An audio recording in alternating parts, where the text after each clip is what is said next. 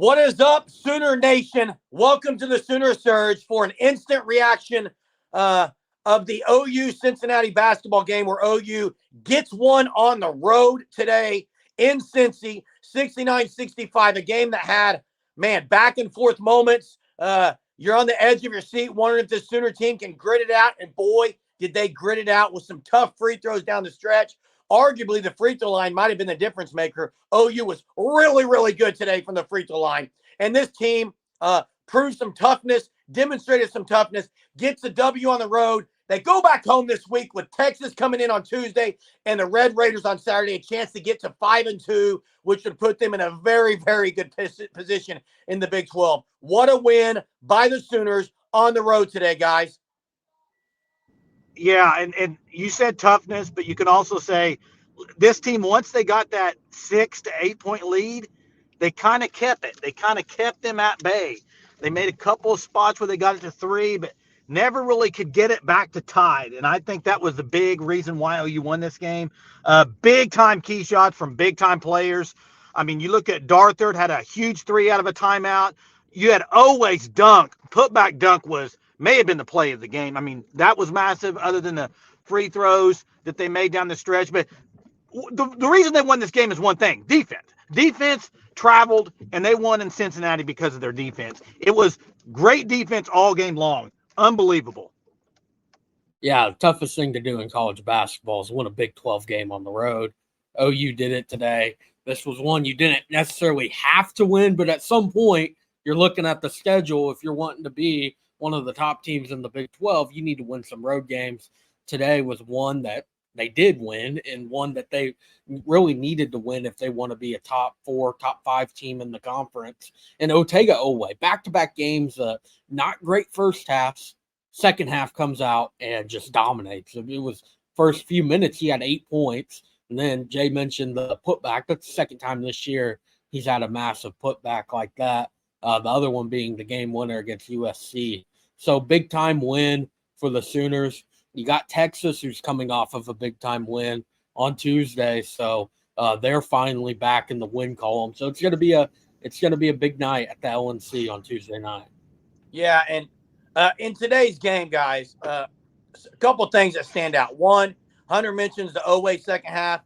I can pretty much not even remember one time where he forced anything in the second half. He let the game come to him, and look what happened. That's the way he's got to play. He's got to be a garbage guy. He's got to knock down the open shot off the passes. He doesn't need to force things. Let the game come to him. But the other thing, maybe the biggest story of this game, is the three-headed monster off the bench tonight.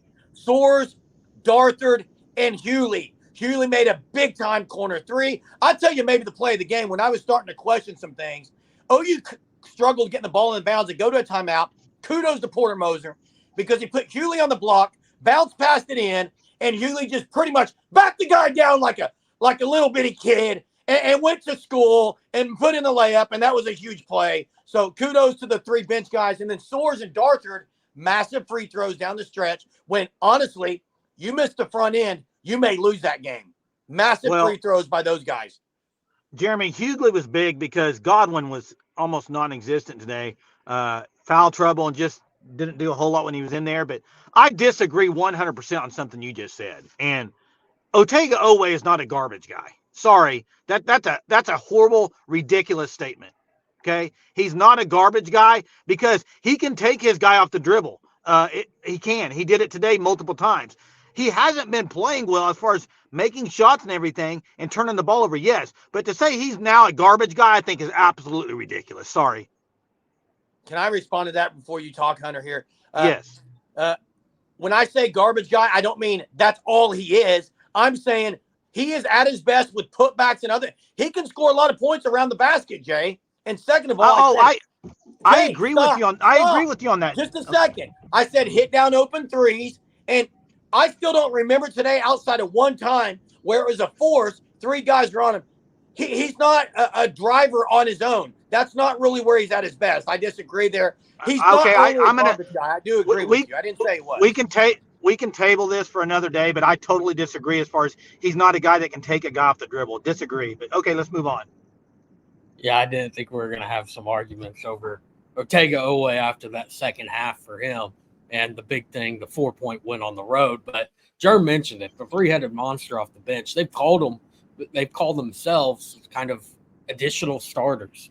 It's all that true 8-man rotation. Lowest scoring today was 7 by Latrey Darthard. And, I mean, those were 7 big-time points. He made the free throws in the game. Like, big-time game from him. Rivaldo Suarez, when they really needed him in the first half, came off the bench, drilled a 3, trying to stop some of the bleeding you had from Cincinnati. And that just, I guess you can call it an ugly first half of basketball, because it would be very good at times, and then other times it's like, man, very, very bad. Sam Godwin, I'm just shocked by how bad of a performance it was for him tonight. 0 for 2 from the field, the foul trouble. He didn't play a whole lot, though, Hunter. Yeah, he had the foul trouble early on, 2 bad fouls in the first half. And then, first start of the first half, missing layups. Like, you can't miss layups. A very good team in Cincinnati, but you gotta make your layups. Those points on the side, you gotta knock them down. Real quick, Hunter.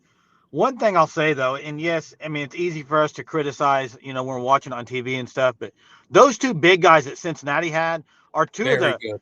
The 2 guys that play together. Like, you've seen teams with 1, but those 2 guys affected Godwin, affected McCullum going to the lane, affected Zuan big time in the first half.